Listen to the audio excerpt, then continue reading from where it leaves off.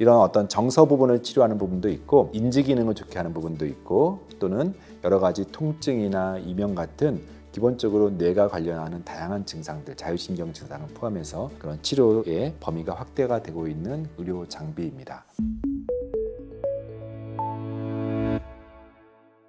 네, 안녕하십니까 구독자 여러분. 저희가 큰 틀에서 장뇌축을 다루고요. 첫 번째 파트에서 뇌의 진단과 또는 뇌 이상에 대한 부분들 말씀드렸고, 이번 주부터는 뇌 치료에 대해서 말씀을 드리겠습니다. 뇌 치료하면 약물 치료를 많이 말씀할 겁니다. 제가 그래서 지난번에 시냅스를 말씀드렸고 신경 전달 물질을 말씀드렸는데 오늘은 비약물 치료부터 말씀을 먼저 드려볼게요. 저희 병원에 있는 뇌파 치료 모습이죠. 되게 이쁜 방이고요. 저도 중간중간에 가서 좀 쉬고 있는 방인데요. 뇌파 치료 그중에서 TMS, 경두계, 자기장 자극에 대한 부분들을 잠깐 다루도록 하겠습니다. 뇌에는 약 1조 개 정도의 뉴런, 뇌세포가 있고요. 뉴런과 뉴런 사이는 시냅스라고 하는, 그래서 우리 몸속에는 약 수천 조의 시냅스, 뇌의 네트워크, 뉴럴 네트워크라고 표현하죠.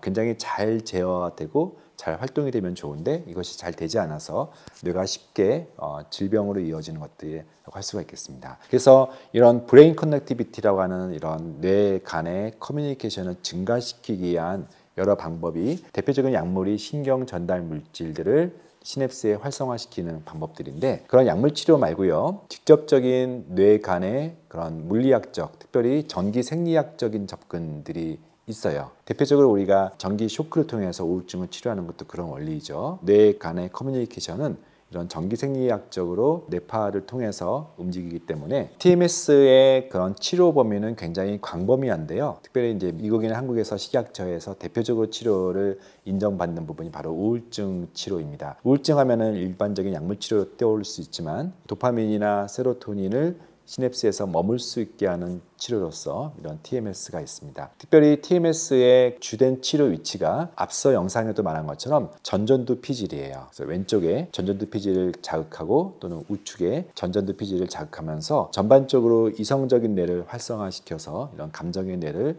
컨트롤한다는 그런 전략이라고 보실 수가 있겠고요. 이런 어떤 정서 부분을 치료하는 부분도 있고 인지 기능을 좋게 하는 부분도 있고 또는 여러 가지 통증이나 이명 같은 기본적으로 뇌가 관련하는 다양한 증상들, 자율신경 증상을 포함해서 그런 치료의 범위가 확대가 되고 있는 의료 장비입니다. 실제 TMS는 우울증 치료로 많이 사용되고 있고요. 굉장히 많은 임상 연구들이 누적이 됐어요. 흔히 메타 분석이라는 걸 통해서 그 효과가 확정이 됐고, 사실은 우울증 치료를 약으로 하는 것에 버거우신 분들, 아니면 약까지 쓰기는 약하다라고 느끼시는 분들, 또는 약을 너무 많이 쓰고 있기 때문에 약을 줄이거나 또는 약을 끊는 단계에서 대안을 찾는 분들이 저희 병원에 TMS의 우울증 치료를 많이 오십니다. 이미 메타 분석을 통해서 다양한 논문들이 그 효과를 입증했고요. 매일 와서 하는 치료가 버거우신 분들을 위해서 저희는 단기 가속요법, 일주일에 한 번이거나 아니면 일주일에 2, 3회 나눠서 단기간 내에 집중적으로 치료하는 다양한 프로토콜이 있다는 것들을 보여주기도 합니다. 대표적으로 뇌질환 중에 불안장애가 있죠. 그래서 TMS 중에 자극 모드가 아니라 완화 모드, 억제 모드를 써서 우측뇌를 완화시키는 타입의 불안 치료 역시 많은 임상 논문들이 발표됐고, 또 논문과 논문들을 종합 분석하는 메타 분석에서도 우울증 치료, 불안증 치료에 전반적으로 도움이 됩니다라고 되어 있습니다. 불면증 치료에도요, TMS가 역시 효과가 있습니다. 불면증의 원인 따라서 사실은 세로토닌과 신경 안정제를 쓰는 경우도 있지만 각각의 좀 차이가 있죠. 그럼에도 불구하고 이 TMS도 우울 기반 또는 불안 기반의 어떤 정서 기반의 불면증일 때는 효과가 좋습니다. 실제로 이 논문에서도요, rTMS 치료 이후에 수면의 질이 좋아졌고요, 수면과 관련된 신경 물질인 BDNF와 가바 같은 농도가 높아졌다는 얘기죠. 여기서 말한 것은 이제 시냅스 안의 농도를 말하는 것들입니다. 불면증 치료에도 메타 분석이라고 하는 종합적인 분석을 했는데요. 약 한 2,357명의 연구 결과 TMS를 했을 때 가짜 TMS를 비교했을 때 임상적으로 크게 의미 있게 뇌파가 안정이 되고 수면 장애가 호전되었다는 논문들도 최근에 나와서 보고가 되고 있습니다. 또 하나 이제 여러분들이 관심 가지시는 게 인지 기능이죠. 브레인 포그, 경도 인지 장애, 더 나아가서 발달 장애, 자폐, 어떻게 내 뇌가 정상처럼 작동할 수 있을까? 굉장히 많은 사람들이 궁금해 하시는데요. 이 논문에서는요, 약 369명의 환자를 포함한 9개의 임상 연구를 메타 분석했더니 전전두 피지를 자극했을 때 전반적인 인지 기능 향상, 그리고 우측까지 포함된 양쪽의 전전두 피지를 자극시켰을 때 기억력까지 호전, 이런 부분들이 있었습니다. 그래서 횟수를 많이 할수록 20회 이상 40회 이렇게 할수록 누적되어서 인지 기능이 좋아졌다는 논문들을 보여주고 있습니다. 자폐 스펙트럼 같은 경우는 인지 기능이 떨어진 것보다는 불안증이 많습니다. 그래서 반복되는 어떤 또 제한된 안에서 안정되고 낯선 사람에 대한 두려움을 갖는 그런 특유의 뇌파가 구성되는데요. 낮은 주파수로 해서 그래서 불안 기반의 TMS를 했을 때, 안정화 모드를 했을 때 아이가 훨씬 더 사회적으로 편안해지고 메타 분석을 통해서 봤더니 인지 기능까지 같이 호전되었다는 그런 논문들을 소개하고 있습니다. 브레인 스티뮬레이션이라고 하는 2014년도에 나왔던 논문에서는요, 더블 블라인드 스터디, 즉 가짜군과 진짜 TMS를 했을 때 자폐 스펙트럼에 대해서, 물론 숫자는 적어요. 28명의 자폐 스펙트럼 아스퍼스 증후군 대상으로 했더니 약 2주간 TMS를 집중적으로 했더니 사회적 행동의 개선, 즉 자폐 아이들의 어떤 행동 반경이 넓어졌다는 얘기고, 또 한 달 정도 지속되는 불안증의 감소를 해요. 저희 병원 같은 경우도요, 자폐 스펙트럼 아이들은 너무 아이가 어리기 때문에 어른들이 하는 TMS를 이렇게 대고 있기 힘들어요. 최근에 리메드라는 회사에서 자폐 아이들을 위해서 이렇게 투구형 헬멧형으로 나와서 사진에서 보는 것처럼 이렇게 아이가 TV를 보면서 한 30분 정도 안정화 모드로 자폐 스펙트럼 아이들에게 TMS를 했더니 굉장히 빠른 시간 내에 그 유치원 적응이라든지 하는 것들을 제가 봐요. 종종 이제 엄마도 TMS하고 아이도 안 와서 이렇게 TMS 하는 모습도 좀 보는데요. 다양한 형태의 TMS 치료를 통해서 뇌를 안정화시키고 더 나아가서 마음까지 치료하는 것들을 오늘 소개하였습니다. 아마 저희 앞선 영상에서도 TMS를 통하여서 브레인 포그, 우울증 치료에 대한 부분이 있으니까 같이 참고하시면 되겠습니다. 몇 가지 케이스를 좀 말씀드릴게요. TMS를 통한 이제 신경 정신 피로 또는 신경 증상들의 회복인데요. 실제 이 환자 같은 경우는 우울증과 집중력 저하를 이제 호소했던 환자인데 일반적인 약물로 조금 답보적이었어요. 저희가 이제 다른 방식으로 이런 우울증을 측정하는 방식이 있는데 TMS를 치료하고 나서 중간에 저 빨간 우울증 지표가 초록색으로 떨어진 것을 볼 수 있고요. 역시 집중도도 호전됩니다. TMS 위치에 따라서 대부분 우울증과 집중도가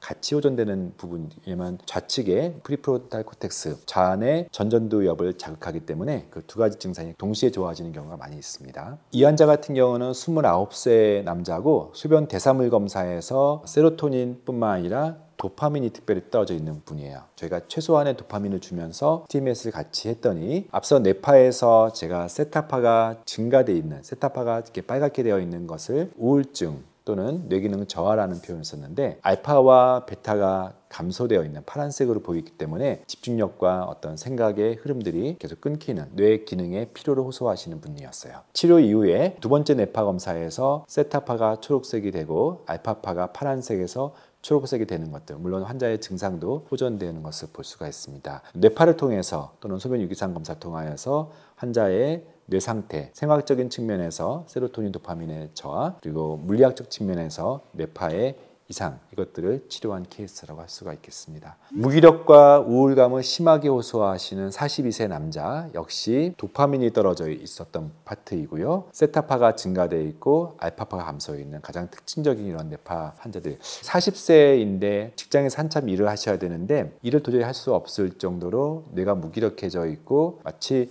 학생 때 학습을 못하는 것처럼 프로젝트를 도저히 못하겠다, 책을 읽기 힘들겠다라고 하는 이런 브레인 포그 환자들이 굉장히 많습니다. 꼭 우울증을 호소하지 않더라도 뇌기능의 저하를 한 번쯤은 의심해 볼 수가 있겠습니다. 피로감과 함께 우울과 불안을 호소해요. 그러니까 탈진이죠. 그리고 몸도 마음도 지쳐 있어요. 실제 호르몬 검사하다 보니까 스트레스 호르몬은 굉장히 증가되어 있어요. 코티졸이 증가되어 있고 코티졸을 대응하는 부신 호르몬인 DHEA는 감소되어 있어요. 환자의 뇌파 상태를 봤더니 베타3, 하이베타와 감마, 굉장히 빠른 파, 빈파가 빨갛게 증가되는 것을 볼 수 있죠. 기본적으로 불안이고요.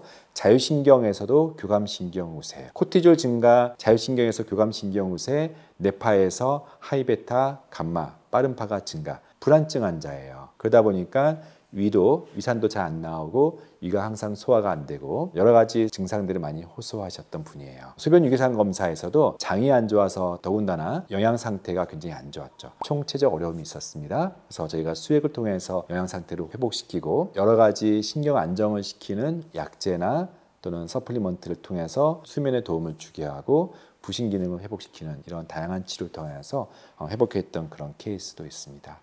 자, 60세 심한 피로 그리고 심한 불면을 호소하시는 분은 이분도 역시 뇌파상에서는 하이베타 또는 감마파가 중심부가 빨개지고 있죠. TMS 치료 이후에 베타3 하이베타가 초록색으로 되어 있습니다. 우리가 어떤 치료를 할 것인가, 이분은 불안 기반으로 치료할 것인가 또는 우울 기반이나 또는 도파민인가 등등을 이런 데이터를 기반으로 치료하는 것이 저희의 어떤 치료 목표라고 할 수가 있겠죠. 네, 오늘은요 우리가 뇌를 직접 치료하는 방법에 대해서 약물 치료 외에 대표적인 파동 치료, 뇌파 치료에 대해서 다루었습니다. 다음 시간은 약 또는 비약물인 서플리먼트나 건강기능식품, 음식을 통해서 어떻게 뇌가 좋아지는 데에서 전반적으로 말씀을 드리도록 하겠습니다. 네, 감사합니다.